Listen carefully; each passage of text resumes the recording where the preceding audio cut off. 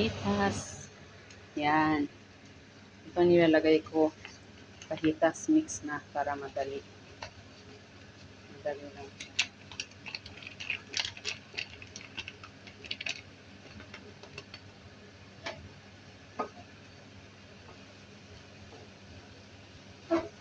Mix mo lang siya.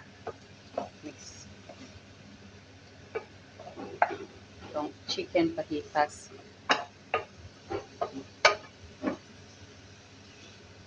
Yan. Then mix mo siya ng bell pepper. Simple lang to and easy.